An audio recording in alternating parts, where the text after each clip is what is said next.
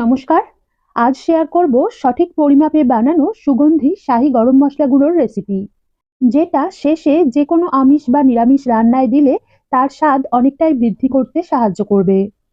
প্রথমেই ছোট এলাচ, মুখ ফাটিয়ে রাখা বড় এলাচ, ছোট টুকরো করে ভেঙে রাখা ডালচিনি, জয়ত্রী, ছোট টুকরো করে ভেঙে রাখা জায়ফল, লবঙ্গ, ছোট ছোট টুকরো করে কেটে রাখা তেজপাতা আর গোলমরিচ একটা গরম প্যানে ঢেলে মাঝারি আঁচে অনবরত নেড়ে 2 থেকে 3 মিনিট অর্থাৎ মশলাগুলো ভাজার সুন্দর গন্ধ বেরোনো পর্যন্ত ভেজে নেব।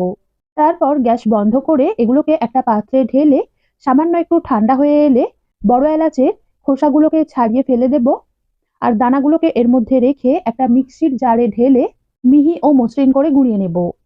তারপর এগুলোকে ভালোভাবে চেলে নিয়ে একটা কাঁচের জার কিংবা এয়ারটাইট বক্সে ঢেলে ঢাকনা বন্ধ করে ঘরের তাপমাত্রায় 3 থেকে 4 মাস পর্যন্ত সংরক্ষণ করে রেখে ব্যবহার করতে পারবেন।